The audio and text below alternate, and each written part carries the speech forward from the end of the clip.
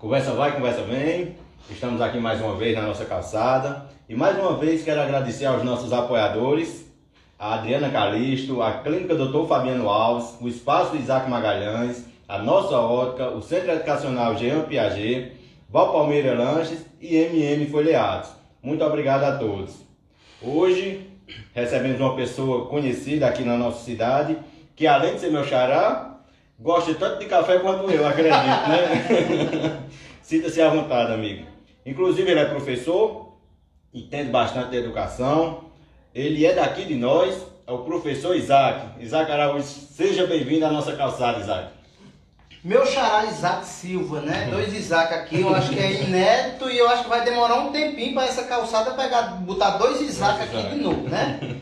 Eu queria, antes de tudo, agradecer pelo convite, parabenizar a você, a Messias, a Polinésia, a toda a equipe de vocês pelo cenário belíssimo e pela oportunidade de estar aqui, podendo dialogar, conversar um pouco aí com os nossos conterrâneos caririaçuenses e no mundo todo aí, né? Inclusive eu queria mandar um abraço especial pro meu irmão Antônio Luiz, para sua esposa lá em Luxemburgo, na Europa, estão lá assistindo. Disseram, olha, vamos deixar marcado aqui, para na hora que começar a gente tá assistindo. Então, só agradecer mesmo e parabenizar pelo cenário belíssimo e pela proposta muito, muito bacana. Nós que nos enchemos de alegria por ter a oportunidade de estar recebendo pessoas como você, os que vieram e os que virão.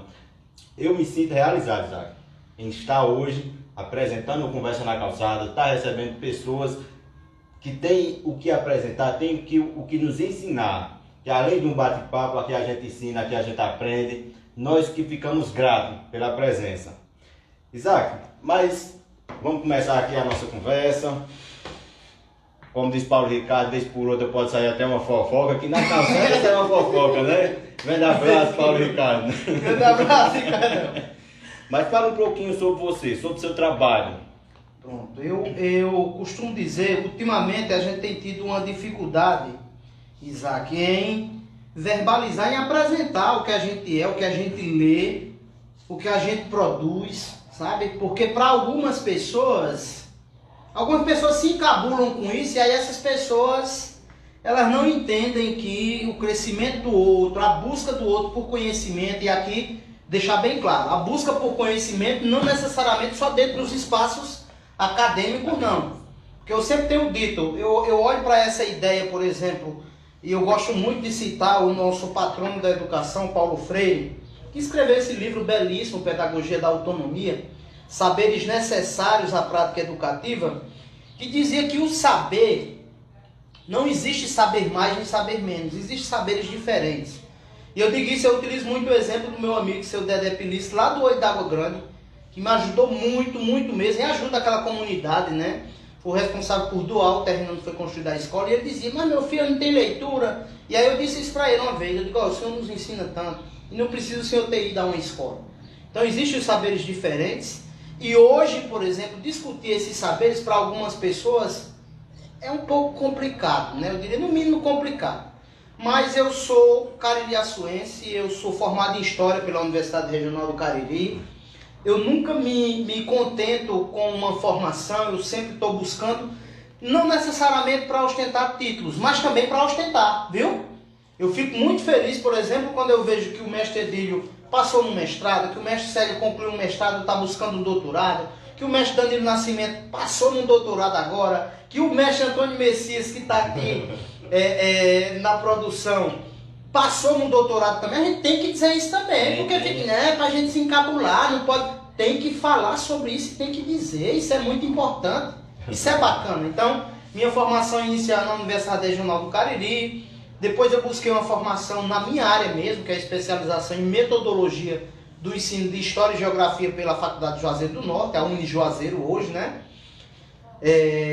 Concluí uma outra especialização em Gestão Escolar pela Cefeb, que é o Centro de Formação de Executivos da Educação Básica, coordenado pelo Conselho Estadual de Educação do Ceará. E por último, tive uma experiência riquíssima lá em Nova Olinda, onde ao longo de quase 2 anos nós concluímos o primeiro curso de Arqueologia Social Inclusiva. Foi uma experiência fantástica. Então essa é a minha formação. Atualmente eu ministro aulas nas escolas de tempo integral São Pedro e na Escola de Ensino Médio Plácido Aderaldo Castelo. Sou professor da rede municipal, atualmente afastado de forma ilegal, quem diz isso não sou eu, é o Ministério Público do Estado e as instâncias judiciais, que daqui a pouquinho vão estar me reintegrando aí novamente. Currículo riquíssimo, enriquece aqui a nossa calçada. Uma coisa que eu tenho que concordar contigo, a questão do ostentar o saber. Eu não sei se a palavra certa é essa, mas é interessante, Isaac, porque quando o Isaac chega e apresenta seu currículo, quando o Messias coloca nas redes sociais que está indo para o doutorado, o mestre Danilo essa semana também conseguiu passar, vai fazer o doutorado, encoraja a juventude que está chegando no ensino médio, encoraja a juventude que está chegando na faculdade. Então, é preciso mostrar, é preciso se gambar, né? Então, não fica papo não, Messias? Claro que fica. Sim, com certeza, é motivo para pabular, sim. Isaac, com todo esse seu currículo, com toda essa sua trajetória dentro da educação de Caririaçu, como você avalia hoje na nossa cidade a educação, de forma geral? Qual a tua visão para a educação local? Eu tenho uma visão, no atual momento, muito pragmática, que é o que está acontecendo, né? Então eu gosto muito de utilizar, de parafrasear, né, de usar as palavras do mestre Célio Mendonça, né? O mestre Célio Mendonça disse que Caririaçu pode não chegar a ser um polo industrial desenvolvido na região do Cariri, mas certamente já é um dos polos que exporta cérebros mundo afora. E nós temos exemplos os mais variados. Onde você for num concurso, onde você for numa seleção de mestrado, se tiver um caririaçuense, um caririense, um cearense na parada, os caras vieram tomar minha vaga. Porque é clássico, né? Você vê essa predominância. E aí isso é um projeto de longo prazo, eu acredito. E nós temos tropeçado muitas vezes aqui nas ideias de políticas muito personalistas. Então, por exemplo, da mesma forma que eu tenho pessoas atualmente que estão na gestão das escolas do nosso município muito competentes, eu tenho colegas, amigos muito competentes na Secretaria de Educação como formadores, nós ainda temos aquelas nomeações políticas, nomeações que são feitas pelo vereador, que é aliado do prefeito, pelo próprio prefeito por uma questão, e que não leva em consideração só as qualidades técnicas de formação daquele profissional. Nós ainda temos em Caririaçu também uma limitação muito forte quando o assunto é debater políticas públicas educacionais com filhos de Caririaçu que não pensem do mesmo jeito da administração que aí está. Eu poderia muito bem receber um convite, Isaac, para discutir, por exemplo, sobre a BNCC, a Base Nacional Comum Curricular, que é uma das áreas das quais eu sou especialista, faço parte do movimento nacional pela Base Nacional Comum Curricular, sou um dos editores, um dos moderadores do portal que acompanha do Observatório Nacional da BNCC, e eu nunca recebi um convite da Secretaria Municipal de Educação do meu município, de 2017 para cá. Recebi de 3 colegas diretores de escolas, né, que eu não vou citar o nome aqui, mas 3 colegas me chamaram quando houve um movimento nacional para organizar o dia D da BNCC, que era um dia para discutir, para fazer todo aquele levantamento. E eu que iniciei essa discussão aqui em Caririaçu, né, fui convidado inicialmente pela professora Karine Moraes, na época ela era diretora pedagógica da Escola Julita Faria, juntamente com Linda, né? E aí Karine Moraes me convidou e disse, tu conhece, vamos lá conversar com os nossos professores. Eu me senti encorajado a estudar mais. E aí a partir do convite de Karine, outros diretores foram convidando e eu praticamente fui em todas as escolas do município, lá em 2015 ainda, né? Fiz toda essa discussão. Depois fui selecionado para participar do movimento estadual, estava acontecendo um seminário estadual lá na UFC, na Universidade Federal do Ceará, lá no Benfica, em Fortaleza. E eu fui participar desse evento, e aí a partir de então eu comecei a integrar o Comitê Nacional da BNCC. Mas Caririaçu olha para mim, e no dia que os meus 3 colegas me convidaram para fazer essa explanação, para passar nas escolas discutindo essa temática, partindo do ponto de vista que eu tinha vivenciado essas questões, na véspera do acontecido eles desfizeram o convite, né? Pediram para eu entender, eu digo, eu entendo perfeitamente, eu sei como é que funciona, né? Eu fiquei um pouco triste, mas eu entendi a pequenez da mente de quem administra Caririaçu, de quem pensa só ao redor do próprio umbigo, né? Infelizmente. Infelizmente, Caririaçu tem perdido muito com isso. Não só quem administra hoje, mas quem passou, tem essa pequenez de indicar por favor político e não por especialidade. Infelizmente, Caririaçu tem perdido muito. Conversando com o Messias diz, eu repete muito o que o teu entrevistado fala e tudo, mas assim, eu tenho que concordar. Caririaçu e nossos administradores têm que ter uma visão ampla, tem que abrir a mente para essas questões, Isaac, porque perde a educação quando quem está à frente não tem qualificação, perde a saúde e as demais áreas. Então fica um alerta, fica um pedido, vamos administrar com cuidado, né? Isaac, toma um cafezinho. Tô tomando aqui. Tivemos o cuidado de trazer um bolinho de puba. Tô vendo aqui que eu tô muito bem. Quando eu vi ali as talhadinhas em cima da mesa, eu digo, rapaz, eu tô muito bem. Eu vou querer vir aqui toda terça e quinta agora, viu, Messias? Um cafezinho desse aqui, um bolo de puba, nós você fica à vontade, viu? Chega já lá. Nossa calçada é para conversar, mas também é para comer, tomar um cafezinho. Muito bem. Rapaz, nós estamos passando por uma das crises globais, eu acho que dos últimos 50 anos. E essa crise fez com que muita coisa mudasse, se adaptasse. Teve impacto na educação?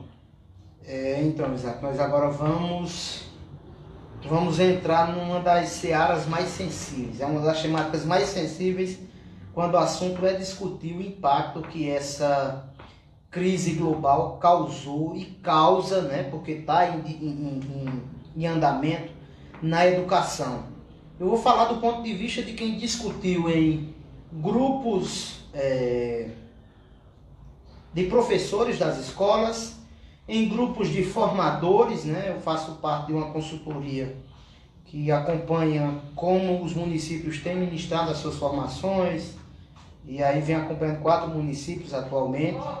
E eu vou falar também do ponto de vista de alguém que participou de formações ministradas pelo sindicato, né? O sindicato aqui de Caririaçu, o Sindiscar, partindo da curadoria, da idealização do doutor Elias Dantas, organizou o primeiro webinário sobre essas temáticas relacionadas a como os professores estavam ministrando aula. E em Caririaçu esse impacto, ele foi, eu não vou dizer que ele foi amenizado, mas ele foi suavizado de certa forma, né? Por conta desses encontros. Eram encontros semanais que o doutor Elias Dantas coordenou, participou de toda a curadoria e organização, onde todos os educadores do município, através das suas câmeras de celulares, microfones, né, participando de uma videoconferência, né, por uma plataforma, puderam dialogar e falar sobre como as suas formações estavam afetando a educação das crianças, dos jovens que eles estavam lá. E aí essa foi uma experiência muito rica, mas como eu falei, ela não veio para acabar com esses problemas, muito pelo contrário, para mitigar talvez, para suavizar, mas dentro dessa ideia de que muito há que ser feito ainda. Por exemplo, nós professores estávamos questionando, Isaac, por que é que a verba da merenda que não deixou de vir, por que é que o município de Caririaçu, por exemplo, entregou, se não me engano, 2 vezes, uma feirazinha assim, bem modesta mesmo, tá? Vou falar aqui, não é para politizar a coisa não. Politizar não, para fazer politicagem. Politizar, a gente tem que politizar sempre. O nosso calar, o nosso silêncio. Quando a gente cala a boca, né? Então quando alguém manda, né? Tem um povo que gosta de mandar o cara calar a boca, né? E a gente não pode esquecer que calar a boca já morreu. Eu acho que morreu antes da humanidade existir. Só te interrompendo, Isaac. Na calçada se fala tudo, né? Tudo. A calçada é o espaço mais democrático. Fala de um, fala de outro, vem por outro uma fofoca. Pensa. A ideia da calçada é essa. É se sentir numa calçada mesmo e falar o que tiver de falar. E fica à vontade para terminar a sua crítica. Mas concluindo, então calar a boca já morreu. Quem manda na minha boca sou eu, né? Esse é um adágio popular, um dito popular muito interessante, porque tem gente querendo calar mesmo as vozes dissonantes, as vozes que pensam diferente. E como eu tenho dito, numa democracia, E aí nós somos uma democracia, apesar de cambaleante, uma democracia extremamente desigual, racializada sim, né? Para quem estudou, para quem teve na sociologia, na história, ou para quem leu minimamente, durante a década de 70, 80, né? Durante o período da ditadura militar, durante o momento em que generais assumiram a presidência da República, e eu me recuso a dizer que eles eram presidentes militares, foram ditadores que apoiaram ações de tortura, de morte, de desaparecimento de pessoas que pensavam diferente deles. E eu me recuso a dizer isso partindo do princípio que sou um cidadão brasileiro e me recuso também por fazer parte de uma associação, que é a Associação Nacional de Profissionais em História, a ANPU, que dialoga e debate isso de forma muito séria. Então, durante esse período, houve uma suavização dessa ideia que o Brasil sempre tentou empurrar goela abaixo do mundo, que nós somos uma democracia racial. Esse é um dos mitos mais mesquinhos, mais covardes. Porque quando você diz que nós estamos uma democracia racial, pretos e brancos têm direitos iguais, vivem de forma igualitária, e essa é uma grande mentira. É uma tremenda de uma mentira, basta você analisar os dados mais simples. Então, quando Gilberto Freire escreveu Casa Grande Senzala, que foi o clássico, entalado. Depois Sobrados e Mucambos, onde ele vai falar dessa ideia de democracia racial, que na verdade não é. Nós não vivemos numa democracia racial. O Brasil é um país extremamente desigual e essa desigualdade aflorou e ficou na cara, agora deu na cara que nem papeira, como diz o ditado, né? Durante essa pandemia. São os negros que estão morrendo mais, as áreas mais afetadas são onde vivem pessoas pobres, as favelas têm enfrentado um dilema gigantesco. Não tem sido pior, porque as favelas também criaram modelos de auto-organização que precisam ser aplaudidos. Você tem o rapaz que é presidente da CUFA, da Central Única das Favelas, né? Um rapaz que é aqui de Fortaleza. Me lembra o nome aí, Messias do Cabo? Eu esqueci o nome dele agora, fantástico. Ele teve no Roda Viva recentemente. Ele é... Me fugiu o nome do cabo aqui agora, mas eu vou lembrar ele daqui a pouco. E ele que é presidente da Federação, da CUFA, da Central Única das Favelas, ele está falando desses modelos de auto-organização que as comunidades fizeram ao longo dessa pandemia para que esse estrago não fosse maior ainda, né? Como você falou, é louvável e parabenizar a organização das favelas. Bem antes da pandemia, eles, pela falta do poder público, que a gente sabe que falta, demora a chegar, eles têm suas organizações para dar assistência, para chegar à educação, para chegar ao esporte, independente do governo. Quando o governo chegar, é mais um, mas que a favela hoje ela não espera. Isso é louvável e parabéns a todos que fazem a CUFA e que estão engajados em dar uma vida melhor àquele que está na periferia. Mas voltando para o nosso tema central, Isaac, que é a questão da educação durante a pandemia, eu acredito que a tecnologia ajudou. Deve ter ajudado bastante o processo educacional. Mas a gente não estava preparado, isso é uma certeza, Isaac. Quando a pandemia chegou, por mais que toda a tecnologia tivesse aí, a gente pôde observar que não havia um preparo 100%. Você acha que hoje estamos preparados para oferecer esse tipo de educação à distância? Então vamos lá, né? Só o nome do presidente da Central Única das Favelas, né? É o Preto Zezé, né? Um camarada fantástico, um estudioso da questão brasileira, viaja o mundo falando dessas questões. E recentemente, né, finalzinho do ano passado, ele esteve no programa Roda Viva. Deixa aqui mais uma vez a dica para quem quiser assistir ao Preto Zezé lá no Roda Viva, tá no canal do YouTube lá e dá para assistir. Isaac, quanto a essa preparação, eu vou lhe ser muito sincero. Desde o início que a gente, enquanto professor, enquanto sindicalizado, discutindo dentro dos espaços, né, ultimamente os espaços de organização sindical têm sido enfraquecidos, o governo tem tentado enfraquecer com reforma trabalhista, com medidas provisórias, às vezes inconstitucionais, mas que não foram julgadas ainda. Então, tem tentado enfraquecer as entidades sindicais, que são modelos organizacionais de representação das categorias dos trabalhadores e trabalhadoras do serviço público e privado, né? E aí, discutindo dentro desse espaço, a gente sempre apontou caminhos Porque as entidades sindicais elas dizem, ó, tá tudo errado, vocês só fazem coisa errada. Não. As entidades sindicais, além de prezarem pelo respeito às categorias de trabalhadores e trabalhadoras, elas também apontam caminhos. Ó, esse caminho aí é errado, se for seguir desse jeito não dá certo. E desde o começo, por exemplo, os sindicatos daqui da região do Cariri, porque a problemática ela é generalizada, eles apontaram caminhos. O governo do estado do Ceará mandou entregar os chips agora, no final do ano. E o governo do estado do Ceará é um dos governos que tem tido uma das maiores responsabilidades durante a pandemia. Diga-se de passagem, viu? Então, para você ver, um governo que é, de certa forma, até certo nível, organizado. Porque a gente tem no Brasil, é um dos mais organizados, né? Isso, exatamente, exatamente. Você vai pegar desmanter, por exemplo, como o caso do Amazonas, que está vivendo essa realidade. Isaac, em junho de 2020 nós fizemos uma reunião com os sindicatos do Brasil inteiro. E o Sindiscal esteve participando também, na pessoa do presidente Orlando, do vice-presidente Júnior, do diretor da área jurídica do sindicato, o professor Mestre Mendonça, e eu também estive participando. E a presidente do Sindicato dos Trabalhadores e Trabalhadoras do Serviço Público de Manaus alertava para isso. Manaus ia voltar às aulas presenciais, porque criou-se uma baboseira na imprensa, de uma forma generalizada, não da imprensa, tá? Mas de apoiadores do desgoverno que está o país atualmente, né? Liderado pelo presidente Jair, né? O Jair, ele é um cara extremamente ignorante, mas para além da ignorância, ele contamina alguns outros, né? Eu acredito que, infelizmente, a maioria de nós tem um desses dentro de casa, um conhecido, infelizmente. E essa contaminação chegou em Manaus.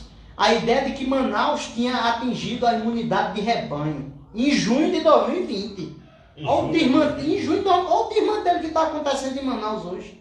Falta oxigênio, falta câmara frigorífica para guardar corpo, para enterrar, porque o sistema funerário colapsou, o sistema de saúde colapsou, e isso foi avisado antes. Não é assim que se trata. A Europa, com todos os cuidados, com todos os protocolos de biossegurança, com todo o cuidado, recuou.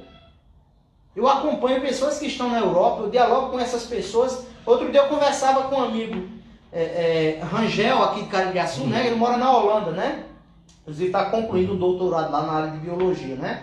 E eu sempre converso com o Rangel e perguntando como era que estava lá. Ele disse, olha, eles abriram aqui para a educação infantil, mas já vão recolher novamente. Não vai dar. Isso em outubro, eu acho. Então, quando a Europa tinha abrido em parte, mas depois voltou atrás porque viu que a contaminação continuava subindo. Olha o desmantelo na Europa de novo agora, né? Olha o desmantelo em Manaus, que disse que tinha atingido a imunidade de rebanho. Olha a situação agora. Essa ignorância, acho que generalizou, infelizmente, Isaac, porque a gente vê o que acontece na Europa. Tudo o que aconteceu, todo mundo falou que viria uma segunda onda. Na Europa, muitos países se prepararam para a segunda onda, o que o Brasil não fez. Quando os casos foram caindo, foram liberando as atividades econômicas e, infelizmente, a população tem uma grande parcela de culpa também. O que a gente vê, Caririaçu é um exemplo, todo final de semana é festa, bares lotados e tudo mais. E não estamos livres. Graças a Deus a vacina está aí, mas não sabemos a quantidade que está disponível. A gente viu que há poucas vacinas disponíveis e não estamos livres de uma segunda onda. Em Caririaçu também. Pessoal, um pouco mais de cuidado.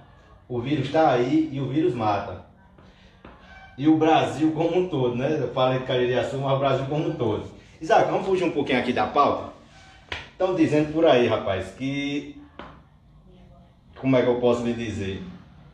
É uma preocupação mundial. A vacina chegou. E estão dizendo por aí que em Caririaçu chegou também. Hoje pela manhã, através da Prefeitura Municipal, a vacina chegou em Caririaçu. Esperamos que solucione o problema. Sei que vem em pouca quantidade, mas é o primeiro passo. Que a vacina seja eficaz e que solucione o problema. Estão dizendo por aí também, cara, que a Prefeitura Municipal de Caririaçu achou a solução para matar a muriçoca. Faz 3 dias que o lixão está ativo ali. Se você 16 horas da tarde, você encontrar uma muriçoca dentro de Caririaçu é um milagre. Porque a prefeitura achou a solução. Começou a chuva, acho que é por causa da dengue. Economizou. Tem alguém aí que não vai entender, tem isso, viu? Contém ironia aqui, tá? No questionamento aqui do camarada Isaac. E eu vou concordar com você. Isaac, essa semana eu acho que anteontem eu publiquei um desabafo, botei um filtrozinho de fumaça subindo lá no status do Instagram e publiquei lá. Eu fui dormir de máscara, viu? Sem brincadeira. Eu coloquei a máscara e fui dormir porque eu não aguentava a quantidade de fumaça. Eu vou fazer um apelo à sensibilidade dos caririaçuenses que coloquem por um segundo que seja a sua preferência, a sua paixão política de lado. Eu sei que não é fácil não. Para alguns que estão divididos em guetos, ou é pé rachado, ou é rasga-milho, enfim, quem é independente também, mas que olha para essa situação sem a sensibilidade devida, eu vou pedir. Eu peço encarecidamente, coloque a sua sensibilidade, um tiquinho de segundo que seja, mas se sensibilize com essa questão. Eu estou preocupado comigo, com a minha saúde, mas eu me preocupo com a saúde das crianças, dos idosos, das pessoas que têm comorbidades, que estão doentes, sabe, em casa, e vai fazer o quê? Vai fugir de casa? Não tem para onde ir, onde você estiver, a fumaça está lá lhe acompanhando. E aí eu ouço pessoas dizerem, isso mas não vem de agora. Esse questionamento de que não vem de agora, ele é válido. Mas ele não pode ser utilizado como desculpa para não tomar atitudes reais que venham a sanar esse problema. Gente, esse problema não é o problema mais difícil do mundo de ser solucionado, não. A prefeitura, a administração que aí está 12 anos sentada em cima disso. Teve um intervalo de 4 anos porque tinha outro gestor que também não fez nada para solucionar esse problema, mas é 12 anos convivendo com essa realidade.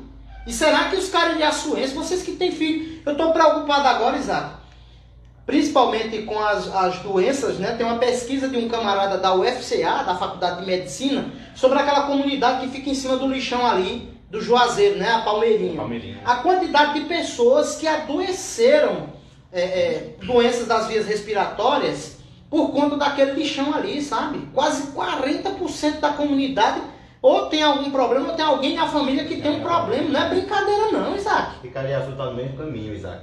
A quantidade de gente que tem rinite e que aumentou as crises de rinite depois que esse lixão está do jeito que está, e tem, nos últimos anos a gente viu que houve um aumento da frequência com que a fumaça chega até a cidade. Então, eu tenho pena de quem está sofrendo com a Covid, eu tenho pena de quem sofre com a rinite e de quem tem problemas respiratórios. Então, é como você falou, independente de lado A ou B. O Isaac Silva, que vocês conhecem, quando não era o gestor que está aí, era um dos que mais criticava a atual gestão, a antiga gestão, e dessa forma também, porque independente do problema, nós temos que falar, nós temos que cobrar. Então, vamos cobrar o que a gente puder fazer para tentar solucionar o problema do lixão. Se nós só temos a voz, vamos usar a nossa voz, né? Mas, voltando para a pauta, Isaac, o povo diz que 2020 trouxe muito aprendizado para os profissionais da educação. O que mudou? O povo diz muita coisa, né? O povo diz muita coisa e quando o povo diz é preciso que a gente escute. Às vezes o povo diz besteira também, diz muita, né? De carrada. Mas a gente escuta o que o povo diz, né? E sobre os aprendizados, eu acredito que para a área da educação ficou um aprendizado muito importante. Talvez no futuro isso mude, tá? E aí eu estou dizendo talvez porque nós historiadores nós não somos mãe de Ná, nós não temos bola de cristal. E é perigosíssimo para um historiador especular sobre o futuro. Não é uma das orientações do ofício de historiar. Especular sobre o futuro definitivamente não está na alçada dos historiadores e historiadoras. Está na alçada de quem escreve ficção científica, né? Mas talvez no futuro, não sei, não vou especular. Mas um aprendizado que ficou é que professor é insubstituível. Professor e professora, pode botar computador, pode botar o que for, até o momento, abrir um espaço. Isaac, eu estou pegando a minha experiência de organização das aulas remotas, mesmo com toda dificuldade, mesmo com boa parte dos alunos não podendo participar. Quando a sala era aberta, eu vou citar aqui o exemplo das escolas Plácido e São Pedro, aquele espaço de troca, os meninos sedentos, principalmente os que iam fazer o Enem agora, né? Sedentos por aquelas informações. Isaac, eu vi isso. Eu propus em uma aula que eles assistissem, era 2 dias antes da aula, era na segunda-feira, né? O Roda Viva. Eu estou fazendo uma propaganda aqui do Roda Viva aqui pela caridade, né? Mas ontem foi decorado, inclusive, viu? Ontem tinha os 3 cabos do Manhattan Connection, que é um dos programas mais fuleirais que eu já vi na minha vida. Eu acho que ele era exibido na Globo News, mas é tão fuleiragem que vai se acabar. Vai ficar, parece que no YouTube, e parece que a TV Cultura vai comprar, porque parece que ontem era um ensaio deles lá, né? 3 cabas, dentre eles, Diogo Mainardi, um dos maiores reacionários, um dos cabas mais bestas que existe no mundo. Não é só no Brasil, não. Parece que ele mora em Veneza, lá na Itália, e por conta disso ele pensa que é europeu e que é o gostosão, o bambambam, o bonitão das tapioca, né? Mas não é. Inclusive, o bonitão das tapioca pode ser, inclusive eu, né? Gosto muito de fazer tapioca, mas Diogo Mainardi definitivamente não é. E ontem tava uma fuleiragem, o Roda Viva, eu botei, eu disse, tirei a cara na mesma hora, não deu nem vontade de ficar. Mas eu indiquei para os meus alunos assistirem o Roda Viva com o Silvio de Almeida. O Silvio de Almeida é um dos maiores intelectuais que o Brasil já produziu. Ele escreveu, dentre outras obras, Antologia do Pensamento de Jean-Paul Sartre, um livro que eu terminei de ler semana passada e que eu estou caçando terra nos pés até agora. E ele escreveu também um livrinho de bolso, um livrinho pequeno, intitulado Racismo Estrutural. Esse livrinho faz parte de uma coletânea de uma coleção chamada Feminismos Plurais, que é coordenado pela filósofa Djamila Ribeiro. E o Silvio Almeida tem dado entrevistas, tem participado, está com um canal fantástico no YouTube agora. Ontem, inclusive, eu estava assistindo uma entrevista dele, ele entrevistando a Tereza Cristina. Fantástico, fantástico. E eu disse que a base para os meninos iniciais sempre deixa um texto, alguma coisa para a gente não chegar na aula todo mundo voando, né? E aí aqueles que gostam de ler mesmo vão. E aí, rapaz, eu fiquei muito feliz porque a quantidade de alunos e alunas que estavam assistindo Roda Viva nesse dia ao vivo com o Silvio Almeida e puderam dar um mergulho sobre as questões estruturais e estruturantes do racismo no nosso país, na nossa região, episódios do racismo cotidiano, né? Inclusive aqui parafraseando a escritora portuguesa negra Grada Quilomba, que escreveu Memórias da Plantação, um livro fantástico, episódios de racismo cotidiano. E quando esse menino entra na sala, Isaac, a quantidade de perguntas, Isaac, isso, e eu, o homem disse, e eu que sou branca, o que é que eu posso fazer, né? Olha a situação que um debate como esse leva à reflexão, né? Então, desse ponto de vista aí, o que o povo anda dizendo sobre como nós nos preparamos, como nós iremos nos preparar, qual é o aprendizado que isso deixa, um dos é esse. Professor físico é insubstituível, não dá para lidar com as emoções da máquina ainda, tá? Isso eu concordo, Isaac. A presença física jamais será substituída. Mas eu vou dar uma pausazinha só antes da sua pergunta, só para fica à vontade. comer uma talhadinha de bolo de pulpa e botar aqui uma lapadinha de café em homenagem, uma talaigada de café em homenagem ao meu amigo Ricardão. Ricardo, esse daqui é para você. Prossiga, por favor. E a próxima vez que o Ricardo estiver aqui, vamos ter o cuidado de trazer o bolo de pulpa para ele também. E desde já, Paulo Ricardo, logo você vai estar voltando nos shows. E antes de você voltar aos palcos, a nossa calçada vai estar aberta para você, para vir dar uma palavrinha, para vir apresentar novos projetos. Em relação a 2021, como você avalia que será o processo? Você disse que o historiador não pode prever, nem pode, mas já estamos em 2021. Como está sendo e como será esse processo? Pronto, 2021, para a área da educação, nós acreditamos que se não houverem maiores empecilhos, nós teremos o avançar da vacina.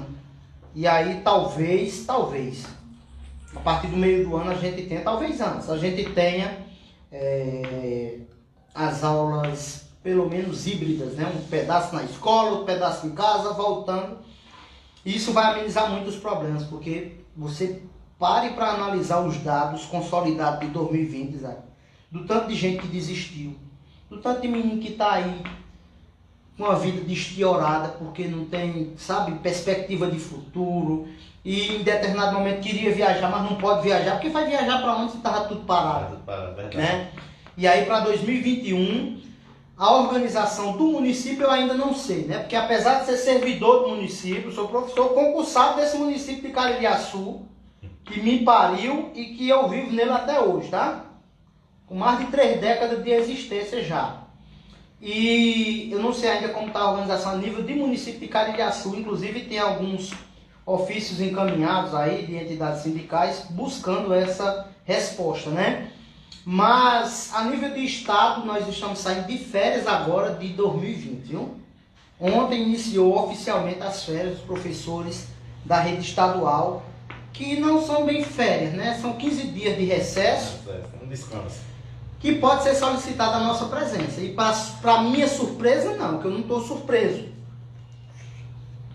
Os meninos continuam mandando mensagem perguntando se a nota está no sistema. Os meninos continuam mandando mensagem pedindo os trabalhos. E mande mesmo, meu filho. Quem não mandou trabalho para mim ainda, mande que eu vou receber com todo prazer, vou corrigir e vou lançar a nota no sistema.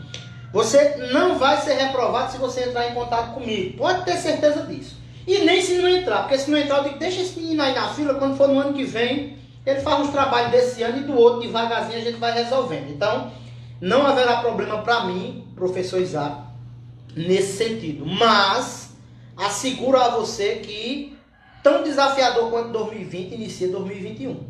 Não nos enganemos. E principalmente com a ideia, e essa ideia, a gente tem que ter muito cuidado agora, viu, Isaac? Com essa ideia de que a vacina chegou e que o negócio agora resolveu o problema. Rapaz, vamos botar os pés no chão aí, principalmente as autoridades, né, que devem dar exemplo. Nós somos cidadãos e cada um cuida do seu modo, dos seus, da sua própria vida, Isaac. Mas quem é autoridade competente para gerir um município, um estado, a nação, precisa assumir suas responsabilidades diante dos princípios da administração pública, de tudo aquilo que preconiza o que está nas leis, a nossa Constituição. Precisa, é necessário, carece de verdade, viu? Não é porque eu sempre costumo dizer isso. Os 11 representantes do Legislativo, 10 homens e uma mulher, vocês não são, preste atenção, vocês não são vereadores dos eleitores de vocês, não. Mesmo aqueles que botaram dinheiro, outros que gastaram pouco, né? Eu vi esse dia aí uma autoridade dizendo que trabalhou para um vereador que tirou muito voto, mas gastou pouco dinheiro, né? Incrível assim como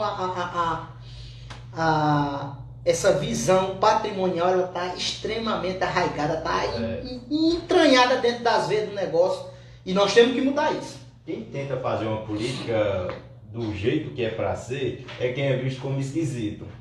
Tá, não sei nem qual é a palavra, anormalizou a questão da compra de voto, infelizmente.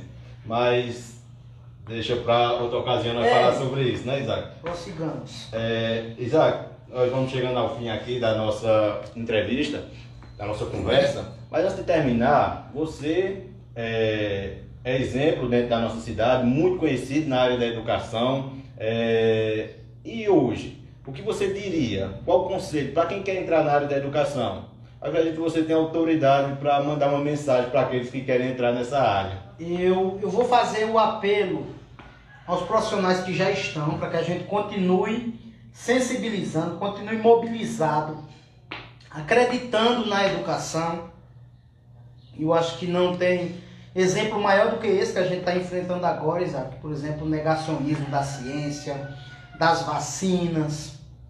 E eu costumo dizer que contra a ignorância, contra essa arrogância petulante, mesquinha, eu ia dizer burra, mas eu respeito muito os burros. Então, como diz o mestre Célio Mendonça, com todo respeito ao animal, mas essa ignorância, essa burrice exagerada, escrachada na cara, que você encontra desde a pessoa mais simples que votou em Bolsonaro, por exemplo, até uma pessoa que foi para a universidade. Mas a universidade não fez muita coisa, não. Daí o exemplo de que a saberes diferentes. Saberes diferentes. Então, o cabo que está lá no campo lavrando, o cabo que tem toda a inteligência do mundo para lidar com aquela questão e lida com isso também. Tem um cabo que foi para a universidade e está conversando merda aí. Tem médico receitando cloroquina quando todo mundo disse que não pode receitar cloroquina, que não existe tratamento precoce. Então, não é conselho, a orientação que eu dou é: os jovens, principalmente os jovens, estão escolhendo medicina, advocacia, enfim, escolham a educação também, escolham as licenciaturas. Nós precisamos dos melhores cérebros na educação também. Só quando nós tivermos os melhores cérebros na educação também, quando pessoas que fazem cursinho para entrar em medicina, advocacia, fizeram também para entrar nas licenciaturas, nós vamos começar a qualificar ainda mais esse processo, nós vamos ter uma educação libertadora de fato, como defendia Paulo Freire. Agradecemos demais a sua participação, Isaac. Deixa o espaço aberto, sempre que quiser vir aqui conversar, tiver algo interessante para apresentar, venha apresentar aqui na nossa calçada. Esteja sempre, faça de conta que a calçada é sua, né? A gente encerra essa edição do Conversa na Calçada. Ao fundo aí dá para ver um galo cantar, né? Desde do primeiro Conversa na Calçada, dia 5 de janeiro, que esse galo, 12h30, ele aparece aqui para vir. Eu acho que ele gostou da conversa. Enfim, muito bacana. Fica à vontade também, né? Então a gente encerra, agradece mais uma vez aos apoiadores, que é quem dá o suporte para a gente estar aqui. Adriana Calixto, a Clínica Dr. Fabiano Alves, o Espaço Isaac Magalhães, a Nossa Ótica, o Centro Educacional Jean Piaget.